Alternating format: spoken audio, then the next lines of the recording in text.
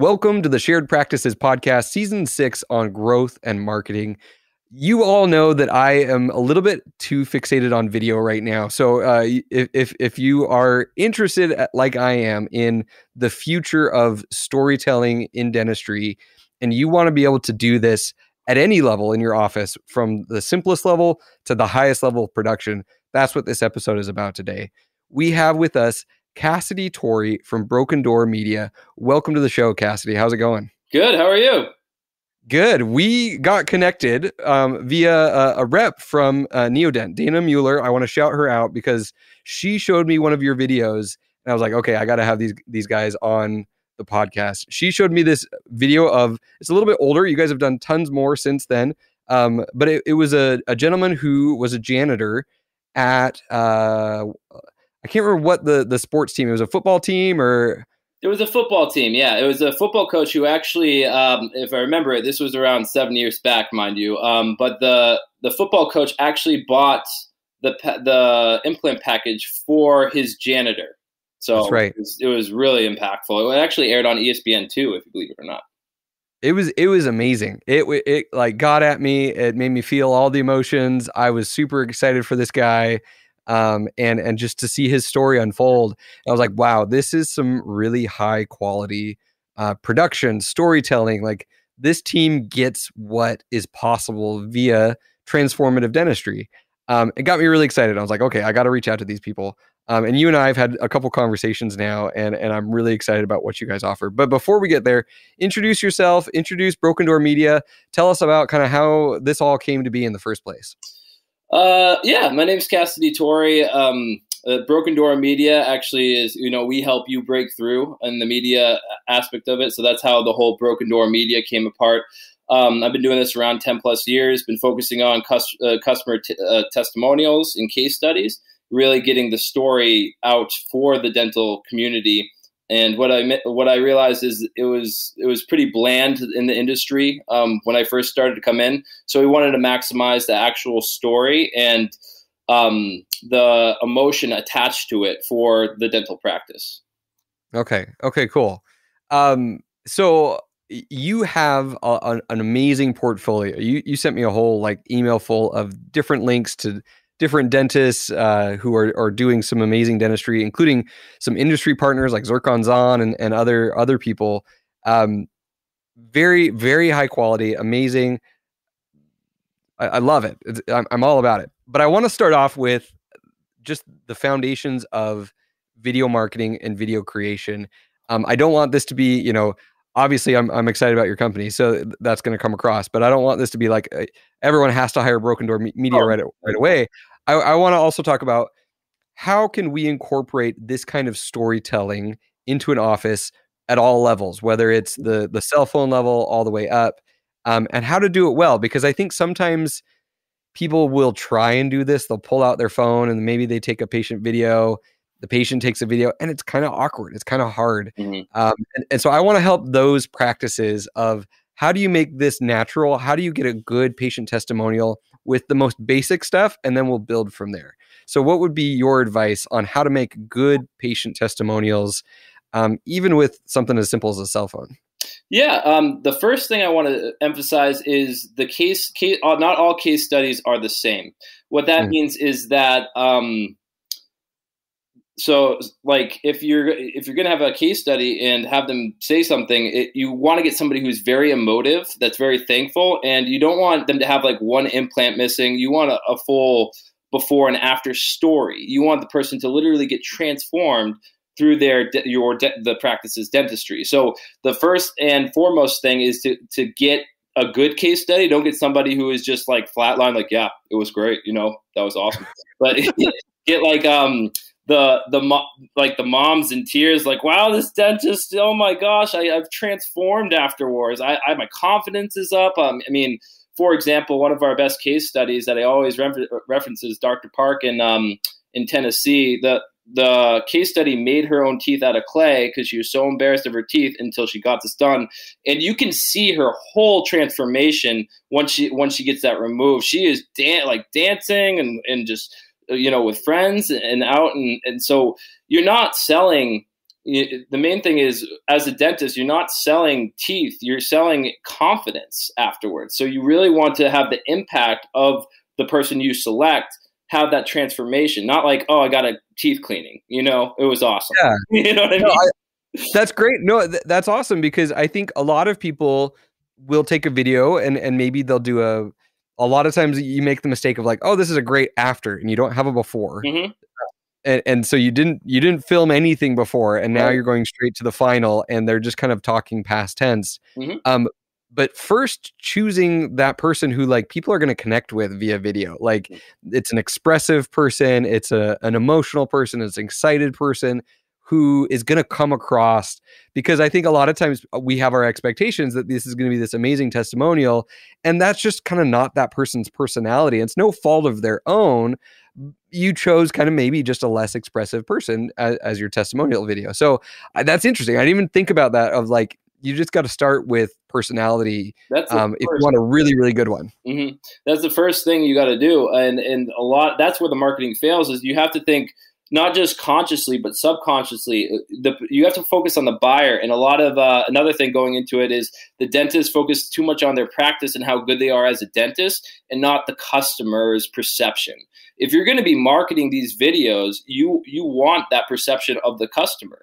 You want somebody, the case study, to really emote, because anybody who's watching is going to be like, wow, I want to feel that confident after the procedure. I want to feel like that person is. And the more emotion you have in that case study, the more thankful they are, the more gracious, the higher ROI you're going to have, because that's going to resonate with any audience that you put this, any marketing, whether it's, you're starting with no money or you're starting with $100K budget in your marketing thing. It doesn't matter. It's about that person and their effect on your audience. And you're absolutely right. And I don't mean to like say this in the wrong way. You have a very wide portfolio. You can do whatever kind of video that dentists want in their practice. And the ones where the dentists are talking about themselves, I am like the least interested as soon as it starts. Mm-hmm. And like, I want those transformations. I want the stories. I want the patients. And I think that's what our patients want too. And it's, as much as we want to showcase ourselves and our talents and our degrees, we want those stories. Going back to the before, it's kind of interesting to like identify someone and have a conversation of like, hey, I really want to, I'm excited to do your case. Would you be willing to do a before video? And a lot of people are maybe kind of ashamed of their teeth beforehand. How have you helped dentists talk patients through this, or talked patients through this? And maybe some people just aren't ever going to do that, and they're not willing. But is there anything that any advice that you can give to kind of help capture really good befores, even when their teeth are in a pretty bad situation and they might be self-conscious about it? Yeah. So the best cases that we've had are the ones that are either sponsored by somebody else, the doctor is willing to give them a discount, and then that adds to that gracious aspect of it. Then they're just like, oh, you gave me $1,000 off this implant package. I'll do anything you want because you're helping me out. Plus, it kind of binds them to you, not in like a weird, but like in a way, like they don't feel, I don't want to say guilty, but they feel so gracious that you gave them something. Then they'll sign that. And just so you know, I know that we're in the new age, but you're supposed to be getting the image releases, and that's what our company does. Absolutely. Like, that's the first thing you don't want to. Let me kind of rewind a little bit. Is you want to have somebody and they see it, and you get to get the image release first. That's the first thing you have to have them sign before you give them any type of discount. It should be a part of that discount. So the more you're willing to bend as a practice, whether it's like, look, we'll pay for your flight or your hotel, if they're coming from a different thing, or we will discount a little bit, that's going to let them or allow them to free up their whole life, basically. Let them get into that before, let them show the teeth of the before and after, and they're going to be more gracious and almost welcome you with open arms about the before. That's the best case studies I've seen, because the doctors are really, the patient just really, just imagine if someone gave you half off of the implant package, and they're going to be like, do whatever you want. It's it's a hit for the doctor, but at the same time, not really, because if you get 2 case studies out of it, you made your money back. You know what I'm saying? Yeah, no, okay. So do you do you have a copy of like an image release or a video release? Do you have a version of that if doctors don't have that and they're like, Oh, oh I have crap? everything. Yeah, I mean, we do a image release, location release, and that's basically your bare bones. Like that's the two things you need to have as far as if you're going to go market. To be honest, a lot of times you don't even use them, but it's good to have just Right. in case something comes up and be like, oh no, you signed this. This is what we agreed upon. I've never Yep. ever had it come up in this day and age. 10 years ago, it was like, I mean, it's still needed, but now with social media and all this type of stuff, they don't even think about that signature on the image release. But that's your own security as the practice saying like, hey, I'm going to put this on TV. They're like, oh no, I don't want to do that now. Well, I just gave you half off an implant package. Oh, well, I don't want it, and you can't because you didn't get that release. So that's Okay. the first and foremost thing you have to get. And if say if you didn't hire me, you can find these online. Image releases are pretty good. If you were just doing it yourself and wanted somebody to do a cell phone video, just make sure you Google anything, get a free template, make them sign it, because then once they sign it, they forget about it. They're like, oh, I signed it already. I'm not going to cause any fuss. Then they're legit too. I mean, that they're willing to go through this whole process. And that's the first step you have to do. And also them signing that form is giving you that okay that, okay, if they don't sign it, that's a red flag. Find somebody new, because that you're not going to get the type of story that we were talking about before with that emotive, thankful, gracious attitude. They're going to be like really fighting you like, oh, I don't want you to videotape my teeth in a because you got to get, you want to get close-ups before and after. You almost want to see the sadness that's going to sound, but you want the transformation. And you're not going to get that if a client's not going to play ball with you, Totally. Is there any like using this in different forms? So like some people will have an image release. Is that going to cover you social media, TV, print, billboards? Do you need to have a more robust image release if you're going to be doing more with it, or are you generally covered with kind of the image releases that are designed for this? It's pretty. I mean, the ones that I have are pretty diesel. Anyone that you find is pretty a diesel, meaning it covers almost the whole variety. Any likeness, any recreation, all the ones that are legitimate. Or I mean, if you have to you don't have to spend tons of money on a lawyer to lock in that image release. I'm just telling you that right now. Cool. A lot of them in the verbiage, it says we can do anything with this, and you're signing basically your rights away as far as this project. And that can be found, free Google Drive. You don't have to spend thousands of dollars to create this perfect image release in this format. I mean, and other stuff like it is, if you're going to be starting a TV channel or you're trying to do this, that might be a little bit different, but Sure. This is I mean, that's going to cover you as far as liability goes. Cool. No, I just want to make sure that people are, capture that. And I almost would make it like part of anytime you're doing a larger case, you say, hey, we take photo and video as part of our process of doing your case clinically. This is just whether or not you're okay with us sharing that. But we're going to take it no matter what. That's part of how we diagnose. That's part of how we work you through the treatment plan. Because we need those. We need the pre-op. We need, we need to see where the smile line is. We need to see the position of the teeth. We need a record of that.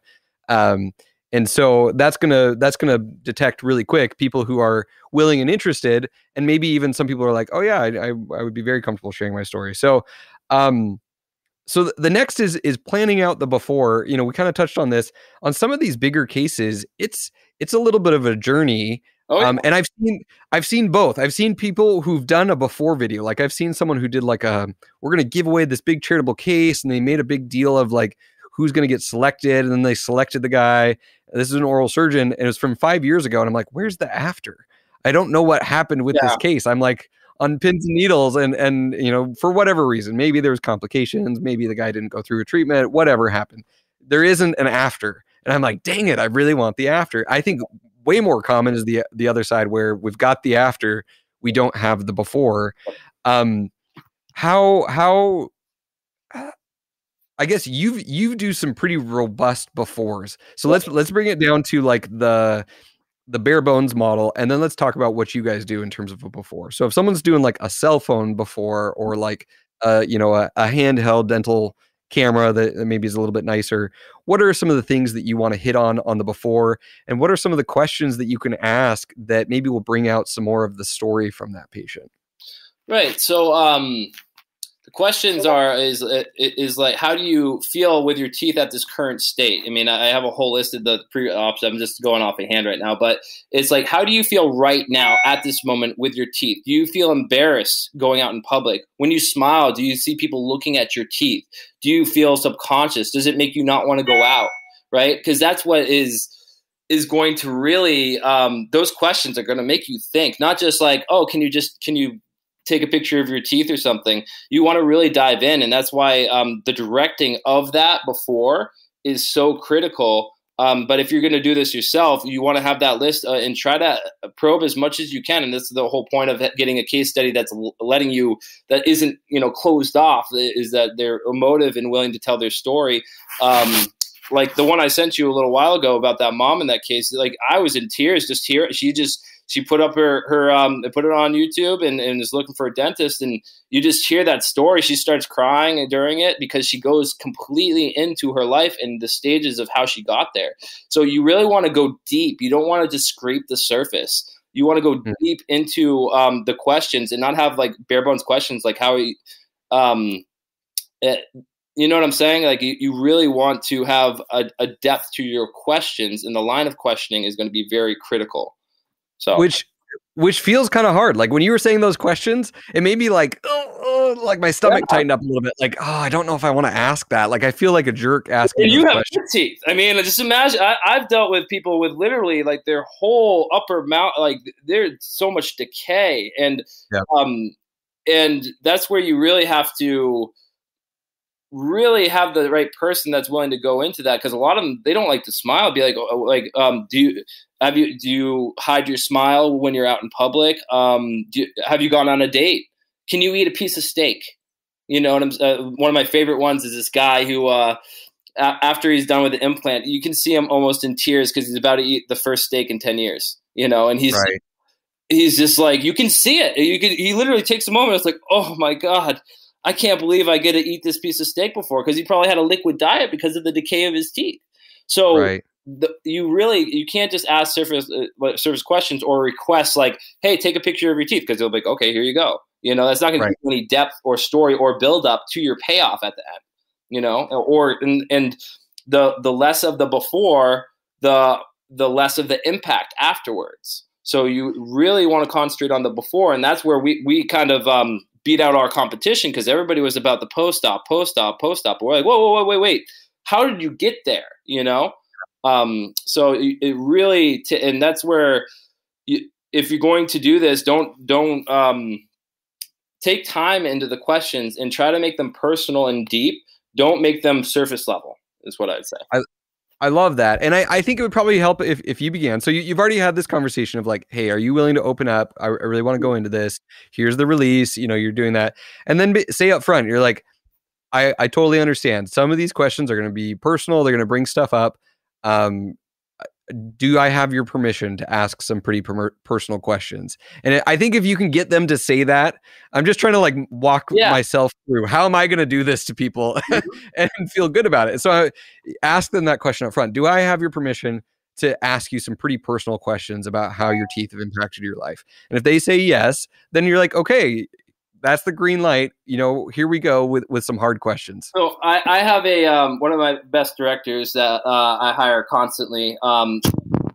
Does it is you don't want to all be with them. He's like, look, and he had a lot of hair loss. So that's how he relates to the patient, because he went and got his implants on his hair. And he's like, look, I understand. So if you can relate it, I wouldn't just send him a sheet. Like type these questions. That's going to be very dry. You want to get them on the phone. You want to get them talking in a video format, or even Zoom. A Zoom is great free service that you can just get somebody to go on and physically have that conversation, because it's very easy on the phone for somebody to hide that emotion. When they're talking face to face, it's a completely different world. So you really don't want to just be like talking, or just send them a list of questions for them to answer digitally. You really want to get that testimonial going back and forth, and you could just even do Zoom calls. But relating yourself to an experience that you have is going to be the best way to break down and gain trust to your case study. So my director, Shane, I thought this was brilliant. He goes in and be like, look, I was bald at the age of 16.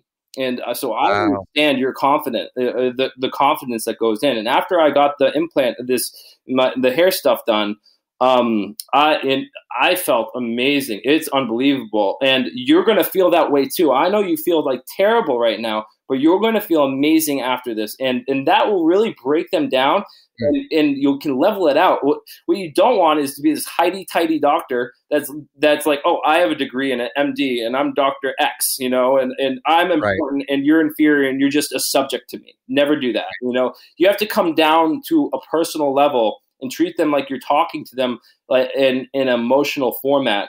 Because if they don't feel that way from you, your audience is going to feel that way from you. So I just thought of something. Because here's the secret to my podcast: is half of the podcast is like I'm going to turn around and use this stuff, and so it's me role playing and trying to work through this stuff. So I end up getting a lot of benefit. Thank you, audience, for being patient with me. I just realized I can tell people, listen, I've had a lot of cavities. I've had 6 root canals. I've had a lot of crowns, and even my kids, my 5-year-old, we had a checkup. I was in the military. I couldn't see her as a provider, and I didn't do a great job of finding her a dentist super early on. And I thought I was doing a really good job taking care of her teeth. Well, the first time that I got her into my practice, she had like 8 cavities, and I felt so guilty. I felt bad. I felt ashamed, and went to a pediatric dentist. And I'm a dentist, and my own kid has 8 cavities, which was me. That's exactly how I was when I was a kid. And so I totally get what it feels like to feel shame, to feel guilt, to feel all of these things about our oral condition, about our teeth and these things, even when I should know better and I should do better. And there's all this like shoulding. So I guess I can use that story of like, no judgment. Like we're all, no one's perfect. We're here to help. This episode is brought to you by Swell. So all of us who are already using Swell know that it crushes reputation management. It's like turning on a steady stream of reviews that requires no effort from your team and just works. It's amazing. Additionally, it makes it easy to stay in touch with all of your patients before and after their visits. And it even has a great way to set up a virtual waiting room. But there's more good news. Swell has a brand new version of their platform. And on top of being simpler than ever to use, you can now actually get patients to pay via mobile, which is incredible. The reason that Swell is so effective at getting reviews is they make it easy. They've now brought that same ease of use to paying for dental treatment even after patients have left the office. Mobile payments are a great way to text them a reminder so they can pay at their convenience right on their phone. You can pay via credit or debit card, ACH, or even Apple Pay or Google Pay with just a few taps. No more phone calls, no more chasing people down with emails and letters that always seem to get lost. And it gets better. This new release includes Swell Schedule, which is an easy way for patients to request an appointment time that works for them, so you can lock down those appointments quicker.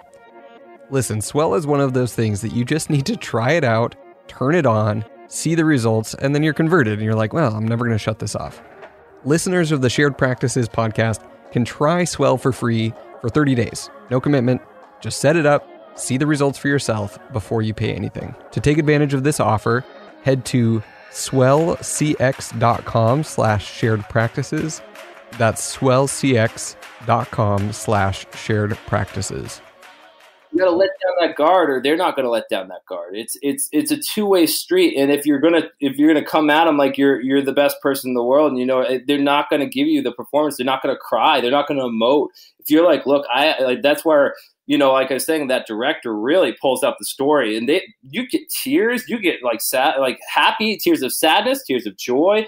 And the more they emote, the more you can't help but feel like there's 2 emotions that people see in the case study. It's first like, oh, well, case of that teeth, like look at where it's at. Then after, wow, that transformation, like they literally verbally say that, and they don't even realize they're saying it. But I can always catch people who are seeing it the first time if I show them a really good case study that they're just like, oh my gosh. And the ones that like the Dr. Park one, I almost can't watch it all the way through every time because I start tearing. I'm pretty emotional sometimes, and I'll start tearing up every time I watch that. I just like, okay, I can't watch it anymore. It's too much for me. But anybody feeling that that has the money that is going to come to you, that's where you're going to get your ROI, your return on these videos. Yeah. And a lot of people don't understand this is an emotional buy. And that's where I'm trying to, that's why our company exists, and especially in the dental specializing in dental.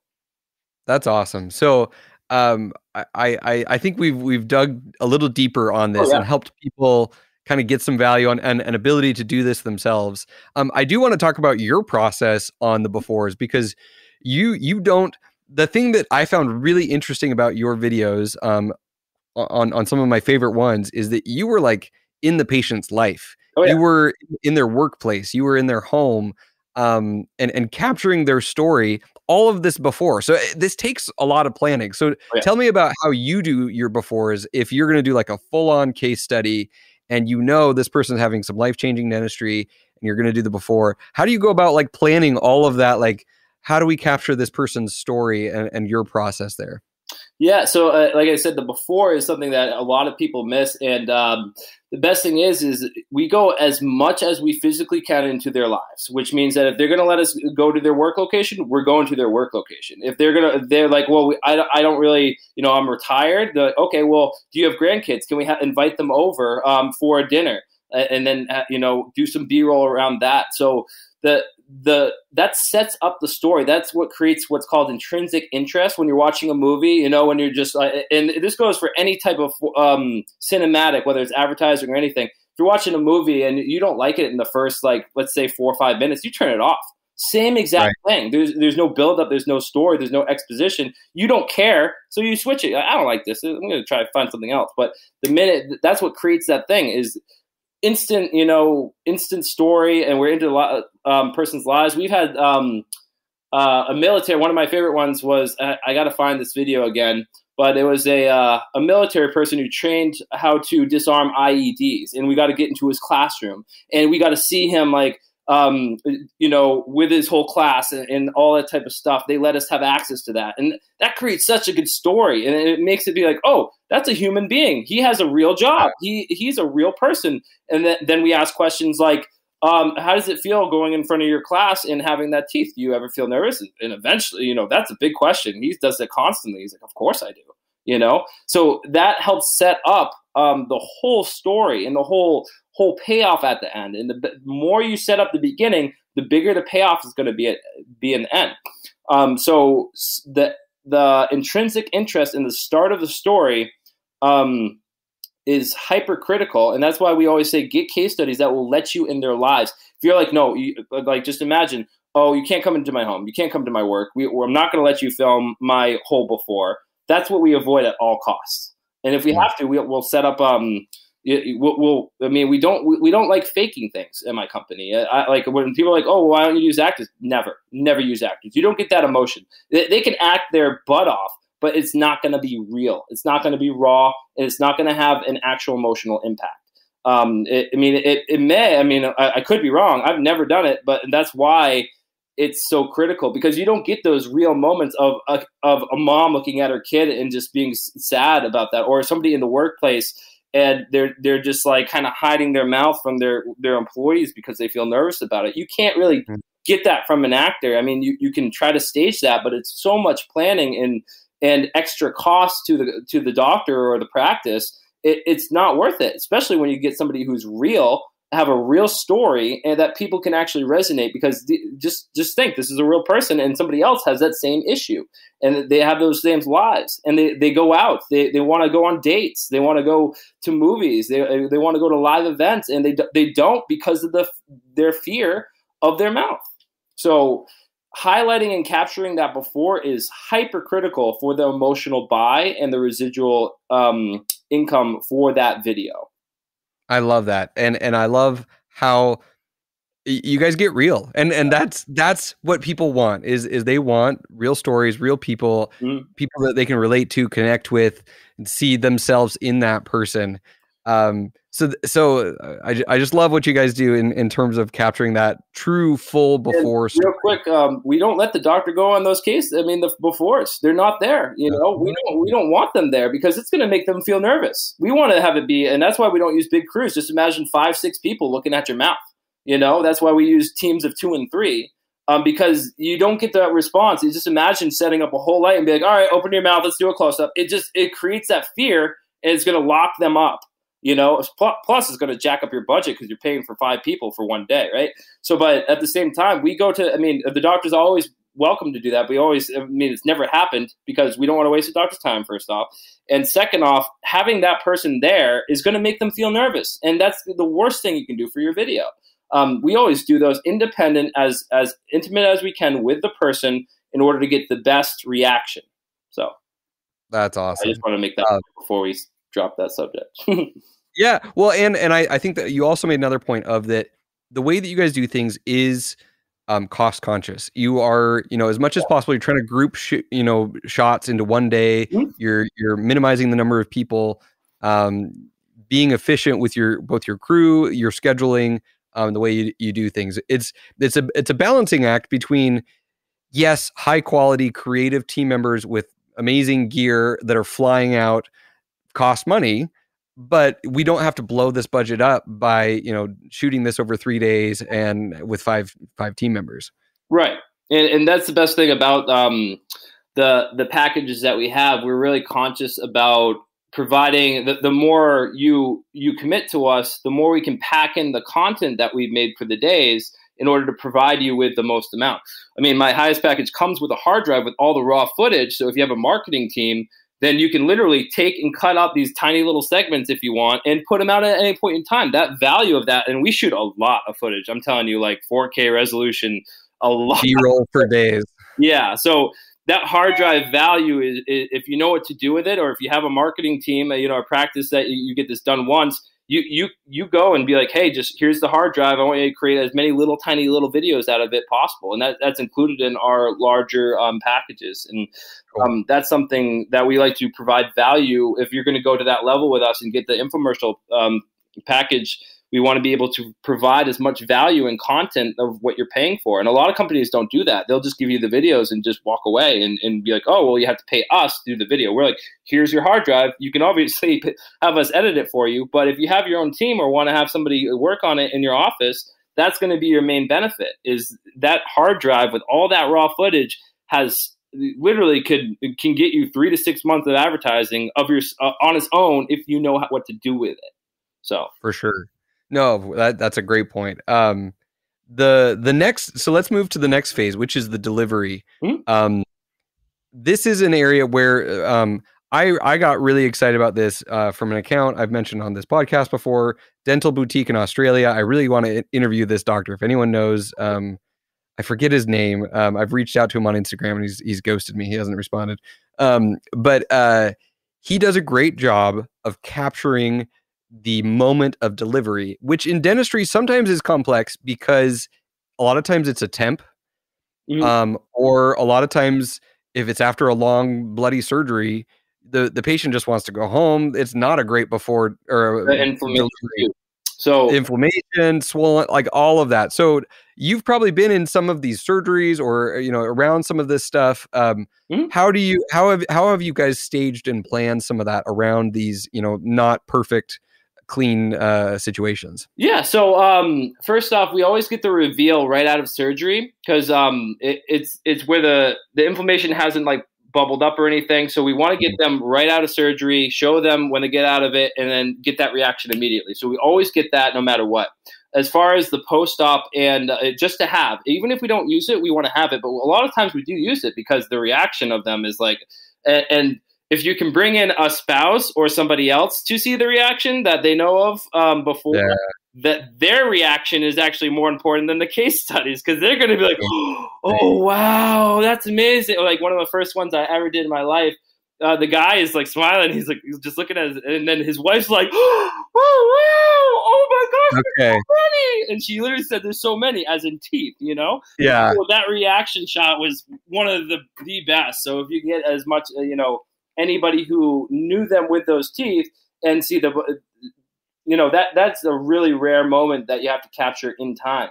However, we do what's called a post-operation interview, and and it depends. You can, if you're a doctor, and this depends on the doctor's ability and of the case study's physical preparedness to, if they're inflamed, if they're older, they might be a little bit more inflamed. If they're younger and their teeth, they got knocked out through a motorcycle accident, it's a little bit less inflammation. We can go 1, 2, 3, literally pre-operation, surgery day, then post-operation. However, we don't like to do that because we want the patient to enjoy their teeth before we come back and do that post-op. So, Okay. Yes, we can do that if they want that. But I always recommend, I'm like, look, yes, you have to pay for us to come back. We try to make that as minimal as possible as far as the cost coming back. However, if you let somebody just resonate with that for 2 to 3 weeks and enjoy their teeth, they're just going to be on cloud 9 when you come back and just be like, wow, I was able, like I said, the guy who was able to eat that steak, like all that type of stuff. The person who made their own teeth, they've been out with friends at that point. They've been socializing. Their confidence is so high up. Plus, they don't have an inflamed mouth, so you don't want the teeth to physically. You don't want to pay for this case study and then be like, oh, I can't even talk right now. Right. They're still learning to talk. They're still in pain. They're still miserable. But, you want to skip that phase. Right. So, we always, do something, try to do as much as much as we can. Like, what are your hobbies? We had somebody wakeboarding afterwards. That was super awesome. We've had a ton of different things, even like any hobby or things that they like to do uniquely, pilots or anything like that. I want to fly a plane. Our guys will go up on a plane with you if you fly a plane after with a smile. Our guys love it. I mean, my team specifically, and you want to really get somebody who loves video if you're going to get them. But the post ops themselves, you want them to enjoy their teeth. And it's always best to wait 2 to 3 weeks, and then we come up back and follow up. And it only takes a small amount, a day to film that, if not a half day. So I don't like rushing it, especially if the payoff's going to be better in the end. And I always recommend that to the doctor. They're free. They're hiring me, so I can do 1, 2, and 3 days if they can get that and if they want that impression. But at the same time, we always reserve the right to be like the patient is not even functional, and it's not going to look good on you. And a lot of times, I mean, every time they're like, okay, I get it. That's part of our conditions of going in. So. Right. No, and I love that. So you can batch the like the pre-filming day can be the day before the surgery. Oh, yeah, and then mm-hmm. and then the day of the surgery. So you get 2 for 1, you get 2 recording days there. And then, wait to have them back. But I think that also goes back to, we were talking about at the beginning, the low budget version of this with a cell phone. Yeah. Same thing applies. Like you get the before, you get the stories, you get the testimonial, you capture the moment, that reaction, whether it's them or their spouse, and then wait a couple weeks for the after and for that after interview. I do have one super random pet peeve of mine. So this account that I was talking about with Dental Boutique in Australia. Yeah. Like I said, I don't know if we'll ever get them on. The one thing that drives me nuts is they don't mic their patients when they capture that moment of delivery. Oh, static. So sound, audio, film. Well, so audio is, and they're DIY. This is just the dental office. This is part of how they do it. They do it every single time. They don't have a film crew in there. Yeah. But I'm an audio guy. This is an audio podcast. And so when I do video, it's like I want to make sure I'm learning all about shotgun mics and all these things. I have these little Rode wireless lav mics. That's what you use. That plug into a cell phone. They can plug into a camera. You can plug these into a DSLR.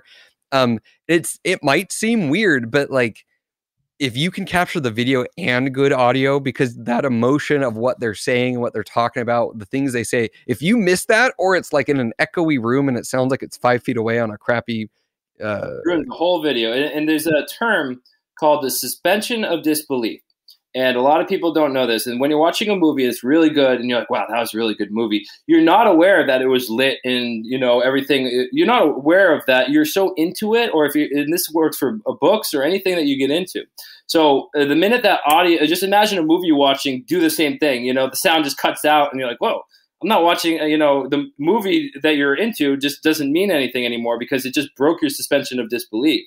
That suspension of disbelief, if something pulls our focus away from the content and goes back to the quality, then it's jarred us out of our focus and our attention on what's actually going on. And all of a sudden we can't even it loses us entirely, derails us, and you get fixated on like, oh crap, like why can't you hear that person? That's so annoying and so dumb. And we're so spoiled right now in our society. There's so much high quality video and audio all around us. We forget what goes into that, and we don't realize actually the amount of work it requires to create just very high quality content. So we're a bunch of spoiled 2021 people who expect and demand high levels of production quality and get frustrated as soon as it's not. We've been desensitized because of social media, and you know what I mean, and movies and the progression of technology. We don't realize it until it's not there now, So what we do is there's different types of mics and a shotgun mic. So a lot of times, like if you're a doctor, you're trying to set up good audio, you want a quality lav mic. That's the first thing you want to invest in. And it's just one mic. Get a Sennheiser, which is really high quality. You don't want a raspy one. Make sure it's not rubbing against the shirt or anything, because that scratchiness and wardrobe's a thing. If you come in and they start moving around and they get that audio, you're going to be like, why is it scratching? I got a good lav mic. And like, no, it doesn't, because it's scratching, it's picking that up. So the Rode mics are good, but they're omni, which means that they're going to capture everything in a wide scope. The lavs are single directional, so they're going to capture whatever's in front of them. If you're going to set up like a DSLR setup or anything in the Rode mic, you have to be able to control your environment. You're doing this when your office is going and everything like that. You can hear everything in the background running in the other room. Yeah, there's everything running in the background. Models. Yeah, you can hear any talking. That's not going to be good for the whole video. You really want a direct talking mic, a lav in the least, and be able to connect that. And you never want to do on camera sound. It's the worst thing ever if you ever have done it. And this is one of the main mistakes that they make. And like, why does it sound like this? It's because you just thought your camera was going to do the sound, Right. And it doesn't. It's a video camera. It's not a video audio camera, So this conversation has now cost me probably, how much is a Sennheiser? Is it like 600, 500? It's 600 for that Sennheiser, but I mean, it's worth it as far as, again, these videos are supposed to make your money back. So if you're buying those cheapy lavs, that I'm telling you, and I've had this through other people's experiences, you may not put it right. It's not going to capture it. It's going to be a little scratchy, and they'll try to sell you on these cheap lavs, but it's always best to buy quality sound. Just that one investment of that one lav is going to go a huge way, rather than just try to do either cheap out and do like either a very cheap lav or a Rode mic will work, but again, you have to have that controlled environment in that circumstance. So I've already noticed that with this Rode mic. I've used it a few times, and my wife was watching a show and like laughing hysterically in the other room, and I could right up.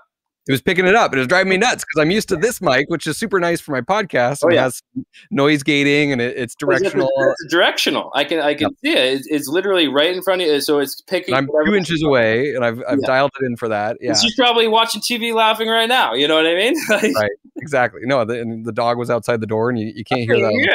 Yeah, I didn't hear a thing. So. Well, cool. Well, see, we just indulged my sound nerd here. Yeah. I do think, ironically, that what is available with some of these like mirrorless Sony, like I just got an A6400 with like a 35 millimeter lens on it.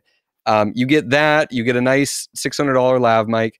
Yes, you're a couple grand in right now. Maybe you get some lighting, $2 to $3 grand in. If you set up a little studio in your office where you're going to capture testimonials, where you're going to capture deliveries, you can do that and create a lot of very good. It's still not going to be as good as you guys. Obviously, you guys are professionals with whole gear and setup experience, years, but you can capture some surprisingly good quality content, just like a YouTuber is doing these days. There's a lot of YouTubers. There's going to be a bit of a learning curve, but anyone looking to get into this, I think it's a ton of fun.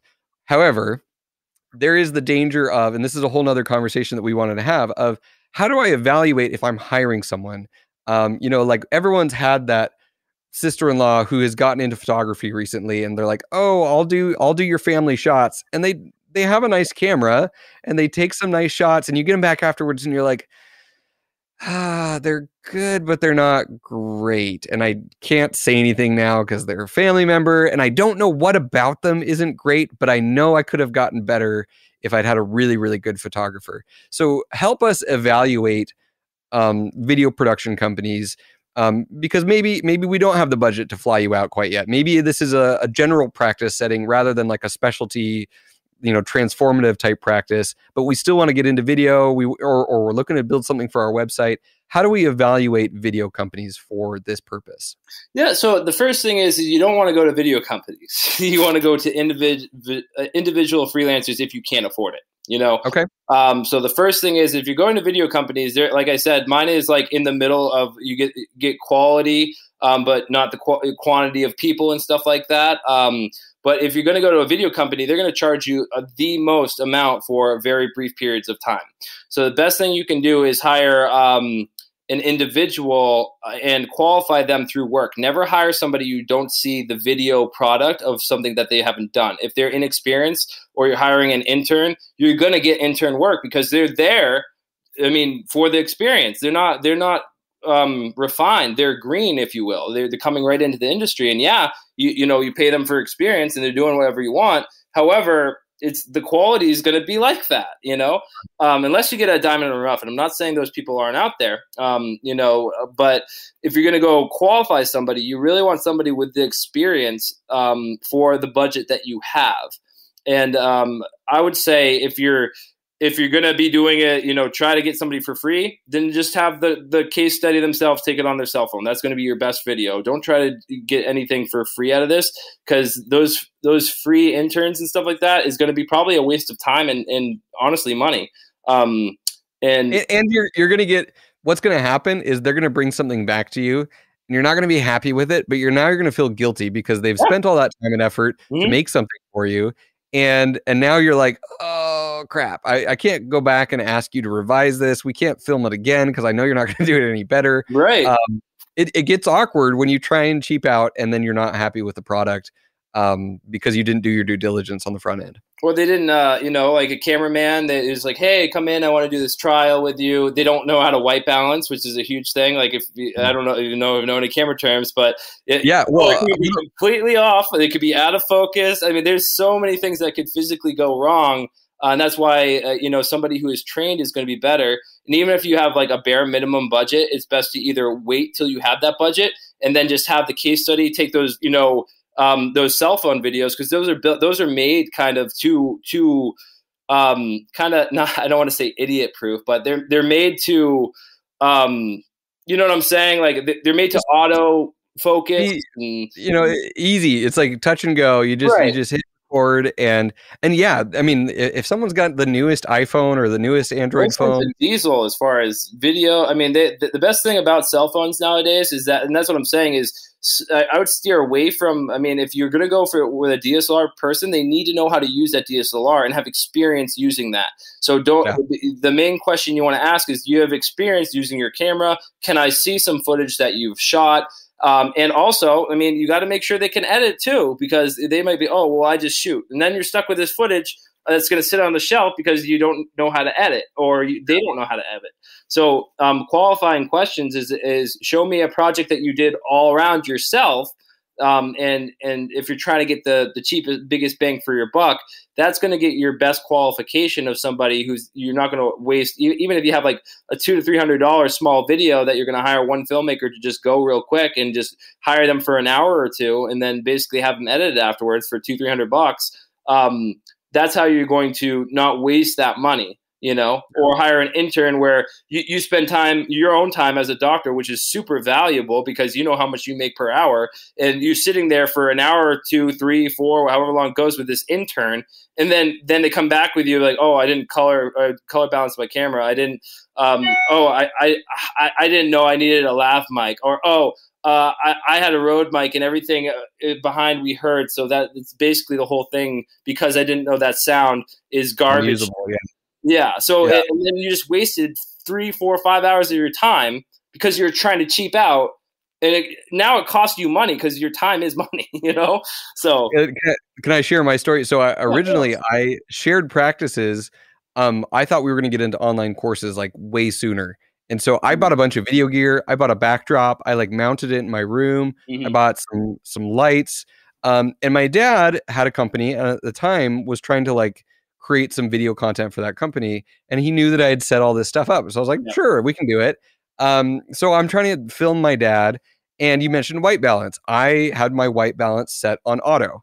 Yeah. And so what that means, and there was a window in the room. So every time the clouds went over, anytime the amount of light coming in the window changed, the white balance on the camera changed. And you don't notice that, at first if you're filming, but as soon as you go to edit it later, then you're trying to cut these things together, and like he kind of looks green in this one, and then he looks like yellow in this one. Why is it changing? And I couldn't figure it out. It was driving me nuts. And turns out I had my white balance on auto, and all of that footage was garbage. It was like hours of wasted time. He didn't live there locally, so it was like next time he flew in, we were going to try and do it again. But these are the kind of lessons that you unfortunately learn through painful experience when you try and do it your own. And I think your recommendation to just, if you're going to do DIY, unless you're going to really nerd out and be okay with being frustrated on some of this DSLR stuff, the phone is probably the place to be. Yeah, and we always say in our expertise is autos for amateurs, and a lot of people they get that auto button and they're like, oh, it's gonna do everything for me. I don't need to worry about it, because that's what auto perception is. It's like, oh, it's automatically gonna do what my cell phone does, right? It's automatically gonna do it. But those cameras are prosumer cameras, or going up to the pro level. You have to know how to use those cameras. And that's where you could waste, like you said, that guy who flies in for that one moment of time, you'd have to physically pay him to fly back for that time. So that's why it's worth like, oh, we just wasted his time, your money. And just because you think, I mean, there's a reason why we use vetted filmmakers, and that's why they get paid, frankly, Because Teeth, they know cameras. It's not, and everybody just because of technology thinks that they're amazing, they can do anything, and it's really not the case. Even the YouTube people who are really good at it, they have some knowledge. You should see how much they edit their own stuff and have to really dive into it. I represent a bunch of top influencers, and it takes work. It takes knowledge. Time. Like, you would think these YouTube videos and even little TikTok videos, you'd think that they are easy and quick, but a lot goes into them. And like if you're not willing to dive into like, okay, f-stop, ISO, all these things, and really set stuff manually and understand lighting and sound and framing and all of this stuff, it's a whole nother world. I am a glutton for punishment, and I like learning these new things and screwing up and then learning from it. But well, this has been a really awesome conversation. If someone is interested in working with you guys have some tiers and packages, whether they're making that banner video for their website, whether they're doing testimonials, whether you're lining up a bunch of them, these in-depth case studies. Where can they reach out to you guys to find out more about you, to see your case studies, your examples, and to set up a time to talk with you? So we have a YouTube channel just to kind of showcase. We don't really push it or anything, so the views aren't astronomical. Because we give it to, we're not a marketing company, we're a video creation company. So you can go to our YouTube, which is the Broken Door Media. You just type in Broken Door Media on YouTube, and you'll see those examples. I like to send exclusive examples. If you go in through our website, there's a contact form, brokendoormedia.com. Just go in there, fill out the contact form, tell them exactly what you're looking for, and then I can shoot off specific examples for what you are looking for. whether it's demographic. I mean, we've done so many different case studies. So if like, hey, I have an older one, I can send you an older person case study. Or hey, Mother's Day is coming up. Can you send me one that's done with a mom? I can do that way. But the website's the best way. We have our number too as well. If you want to talk to me personally, I always answer that number no matter what, as much as I can. If not, I get back as quick as possible. One of my main things is I like to get.